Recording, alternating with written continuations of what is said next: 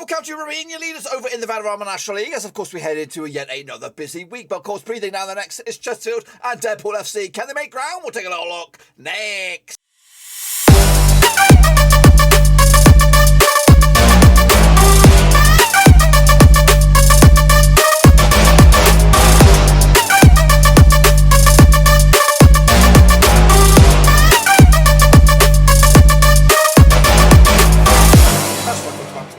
Video today. We look forward to match day number, I don't even know what it is. I think it's a bit of a bonus week, Brucey bonus week, and we'll get to that in just 1 second. If you know where you've been, smash your subscribe to keep banging up to all things National League related, Papa Rovers related, world football related. We got it all here, boys, under one Rooski. That's right. Of course, Stockport County got a 5-point cushion and a game in hand with the nearest to dearest, of course, Chesterfield. But Chesterfield, of course, played 2 games more than Wrexham, aka Deadpool FC. But of course, who will be back in the EFL at the end of the season? We'll get closer to it in a minute. Of course, big shout out to my VIPs, the patrons, guys. Thank you for your love, and of course, behind the scenes, I really do appreciate it. But anyway, let's jump in the deep end, of course, and revisit the weekend's action, and of course, kicking on forward to the Brucey bonus. That's right, the midweek actions are here. We go. It's actually stretched all the way back to the middle of last week, so let's get into it. Kicking off forward with Chesterfield. They did pick up a 3-1 win over Knox County. Good result for them. Dagenham and Redbridge against Maidenhead was a 3-0 win for Dagenham.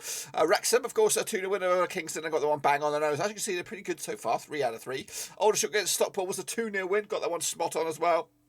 I'm looking pretty good for myself right here, right now. Dagenham Redbridge, though, against Boreham was postponed. Wow. We'll have to look that, do that one another day. Meanwhile, Eastleigh against Wealdstone was a 4-1 win. Now with a 0-0 draw. Barnet with a 6-0 win over Dover. I tried with just a 1-0 on that one. Of course, Chesterfield with a 2-2 draw. Got that one spot on. Of course I did. Of course I bloody did. Kicking off forward, what have we got here? Weymouth did lose at home to Halifax Town 2-0 out with a 1-0. Grimsby picked up a 1-0 win against Woking and I got that one spot on as well. Look at me.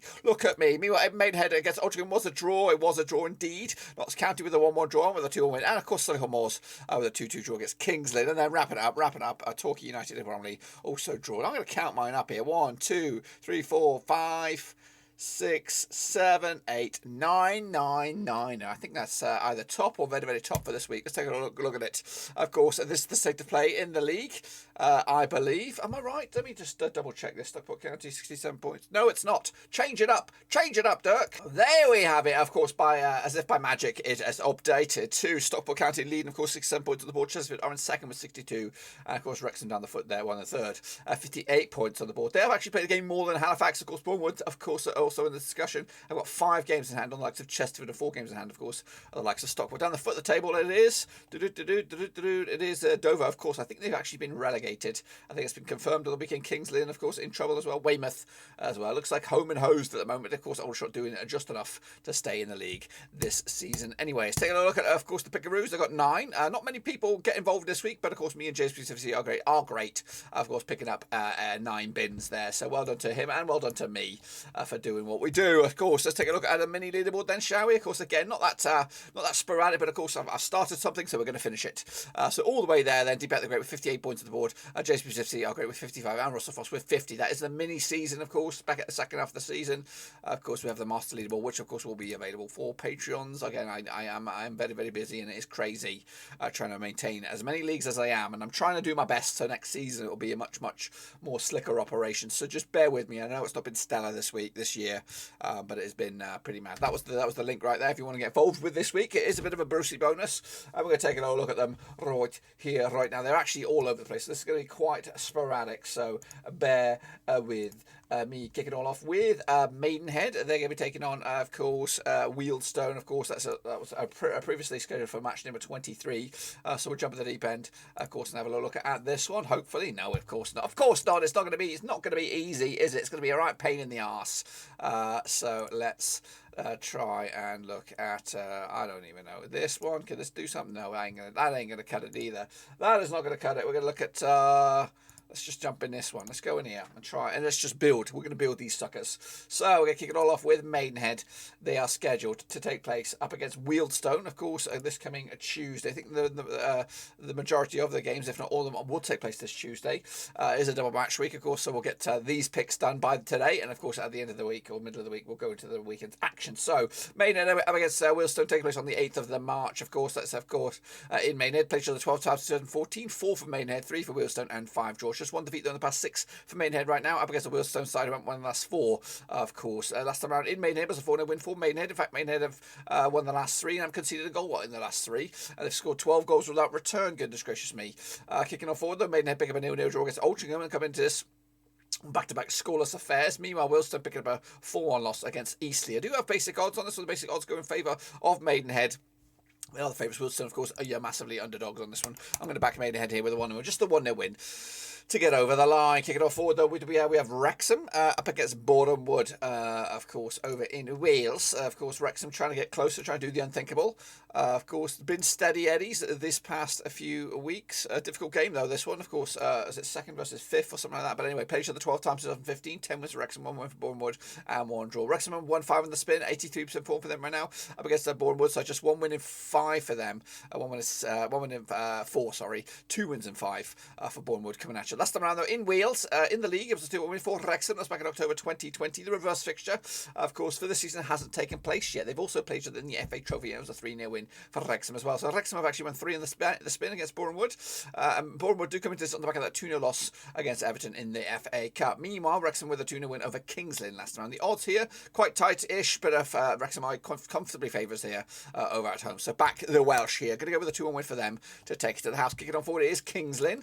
They're going to take it on Woking over in Kings Lynn, of course. Kings Lynn struggling, Woking doing better than Kings Lynn. That's for sure. Of course, going to take place, of course, on the 8th of March as well. Two times of players in 2020, but both sides came into this in pretty woeful form. Kings Lynn haven't won the last 6. They got 25% form, winning, drawing 3 of the last 6. Meanwhile, Woking coming to this 4 defeats in the past 5 for them, 17% form for them at the moment. Of course, last round in Kings Lynn, it was a 3-2 win. That was back in October 2020. They'll not play each other. This will be the first time they play each other. Of course, the second fixture, of course, the reverse fixture will take place later on in the calendar year. Kicking on forward though, Woking back-to-back games without a goal. Of course, losing to Grimsby last time around. Kings Lynn with a 2-2 draw against Solihull. The odds here go in favour of Woking on the road here. Kings Lynn, of course, unfancied. I've gone with Kings Lynn though to break the hoodoo and maybe get the 3 points. Of course, because form is woeful for both sides. Of course, kicking on forward to Solihull Moors. Got a difficult encounter up against Knox County. That's right. This will take place over in Solihull. Again, scheduled to take place on the 8th of March. 6 times they played each other since 2019. 1 win for Solihull, 3 for Knox County, and 2 draws. Solihull Moors haven't lost in the last 10 games. Meanwhile, Knox County just 1 defeat, about 6 for them, 67% form compared to Solihull 75. Last time around in Solihull, it was a 2-1 win for Solihull. That was back in April 2021. The reverse fixture in Knox County was back in November. It was a 2-1 win for Knox County back in the day. Solihull Moors with, of course, back-to-back draws and unbeaten in the last 6 games here. Of course, looking very, very good. 3 wins and 3 draws up against the Knox County side. Of course, coming to this on the back of a draw themselves. Quite tight on the bookings on this one. Very, very tight. Could go either way, but they've given it to Solihull Moors here. They are the favourites, only just. I've gone with the 2-0 win for them to take the 3 points as well. Kicking off forward, it's Southend up against Grimsby, and of course, this time last season, this game was in the Football League. So both of these two sides got relegated, but will any of them, both of them, get themselves back into the Football League this season? Of course, played each other 13 times in 1993. 3 wins for Southend, 5 for Grimsby, and 5 draws. Both sides coming to this unbeaten in the last 6 games. Of course, Southend, though, drawing the last 3, 75% form for them right now. Up against the Grimsby side, who haven't lost in the last 6 games. Of course, they're coming to this winning 5 of the last 6, 92% form for them at the moment. Last time around over at Roots Hall, it was a 3-1 win for Southend. That was back in December 2020. The reverse fixture for this season over in Grimsby was a 1-0 win for Grimsby. That was back in November as well. The away side hasn't won this game since Grimsby beat Southend back in 1994 in the Championship. Wow, wow, wee, wow. Meanwhile, Southend with a 2-2 draw against Chesterfield, of course, and Grimsby picking up a 1-0 win over Woking. The odds here quite tight again, but the away side are favoured here. But I would back Southend at home, 2-1 win for them to keep on keeping on. Kicking on into the final 3 now, of course, in this catch-up week. Of course, it's Yeovil. They're going to be hosting, of course, Dagenham and Redbridge. Of course, it's quite a tricky game to decipher this one, but of course, it's scheduled to take place on the 8th of March. 9 times they played each other since 2003. 4 wins for Yeovil, 3 wins for Dagenham, and 2 draws. Yeovil, though, coming to this without a win in the last 7 games against the Dagenham side, who are unbeaten the last, lost once the past 4, 42% form for them right now. Last time around, of course, in Yeovil, it was a 1-0 win for Yeovil. That was back in February 2020. The reverse fixture, of course, in Dagenham was a 1-0 win for Yeovil as well. That was back in November this season. So Yeovil unbeaten in the last 3 against Dagenham, and have conceded no goals against them in the last 3. Speaking of no goals, of course, Dagenham coming to this on a clean sheet. Of course, picking up a 3-0 win over Maidenhead, and Yeovil picking up a 1-1 draw against Knox County. The odds here, of course, back the Yeovil on this one. They are your favourites. Dagenham, of course, your underdogs. But what about me? I'll tell you about me. I'm going to go with a cheeky 2-0 win for Yeovil on this one. Altrincham will entertain Weymouth. That's right. Also, this midweek, another catch-up game. We're trying to bring it up to date. 8, played each other 9 times, 2006 4 was Altrincham, 2 for Weymouth, and 3 draws. Just 1 defeat the past 5 though for Altrincham right now, 50% form, and because of Weymouth side, just 1 win and 6 of them, 33% form for them right now. Of course, coming at you. What was that all about?